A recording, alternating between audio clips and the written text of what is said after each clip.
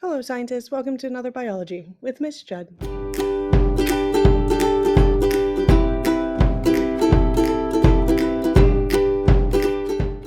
Today, we're going to jump into our last lesson on Unit 6 on the different types of natural selection that exist. We're going to kind of build on our knowledge about natural selection and see how this can be used, and then also the different examples in nature. So let's send it to go. Let's talk about Unit 6, Lesson 3, Alternative Selections. So we've talked about the big, broad umbrella natural selection, where environmental conditions determine which organisms are fit and adapted in an environment. Environments can have abiotic or biotic resources acting as selection criteria. So here we have two sea anemones and they're competing for the resource of space. This competition for resources drives natural selection. That's why overproduction is so important. Only some of those individuals are going to survive, which means only some are going to reproduce. So those that do survive and reproduce pass on their traits. And that causes the population to change over time. Now, we have all sorts of different alternative selections that cause this change to happen. This selection over long periods of time leads to speciation, which is an event that gives rise to different species. So here we have a whole bunch of different beetle species. A species is a group of organisms that can reproduce with other members of a population to produce offspring that are both viable and fertile. So this means that these beetles cannot reproduce with each other, and if they did, their offspring would not survive or their offspring would not be able to reproduce themselves. So these are separate species, which is different than these dogs. These dogs are all one species because they can produce viable and fertile offspring. This speciation eventually causes a population of species to become so genetically or physically different from other populations that it may become either unrecognizable, so mates may not be able to recognize each other, or even impossible to breed. So sometimes there's mating calls or physical attributes that these new species don't recognize each other, or if they did breed, their offspring are not viable or fertile. So examples are ligers. They're only seen in zoos, and if any offspring are produced, they are very weak and don't survive. So lions and tigers are separate species. We have different species of frogs that have different calls.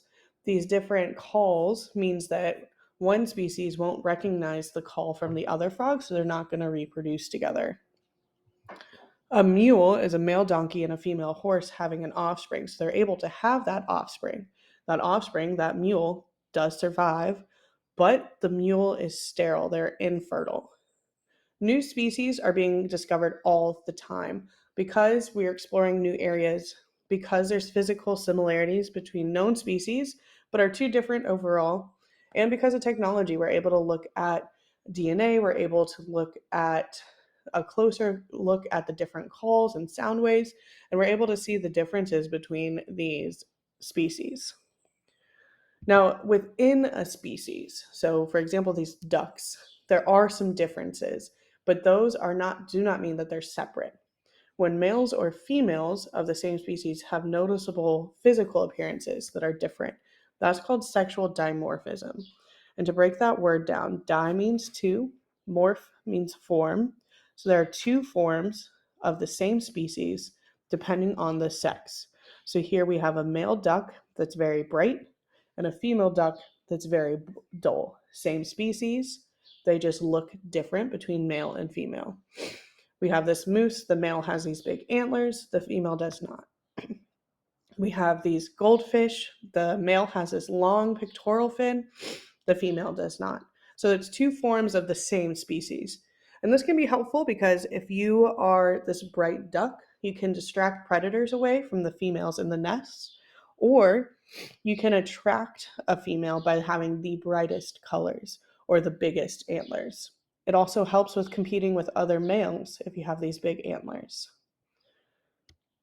So far, we've talked about how nature selects via natural selection, but there are a whole bunch more specific types of selection that also serve as a mechanism for evolution. So we have sexual selection. This is a mode of natural selection. So it's under the umbrella of natural selection when one biological sex of a species chooses another to mate with and competes with others of the same sex to mate with the opposite. So we have two types of sexual selection: intrasexual selection and intersexual selection. Intrasexual selection with the A is when males typically compete. So they're competing with others for a mate. The winner usually gets the mate. This involves males, usually, so it's male to male competition. It can be very violent and it can lead to death. Intersexual selection with the E means that the female is typically choosing. So it's also called mate choice or female choice. Choosing and selecting a mate, usually the mate has an appearance, a call, or a dance. This is not usually violent. We have talked about natural selection and sexual selection, and there's another alternative type of selection called artificial selection. This is where nature provides the variation and humans select variations that are useful. So it's also called selective breeding. So, for example, we have an original mustard plant, and we have picked and chosen different traits to make cauliflower, cabbage, and Brussels sprouts. Um, so a farmer chooses his best to breed future generations. This is also how GMOs exist. Scientists choose which traits they want in their genetically modified organism. All right, you guys, we are almost finished. Your practice is going to be a little different. So we are going to watch a video provided by using the title or looking at that QR code and then answering the questions. I'm going to send it back to Ms. Judd to close us out. Great job, team. As always, practice is so important. So please take the time, watch this video, answer the questions to practice so that you're ready for our class. You guys are doing great. Have a good day and make good choices.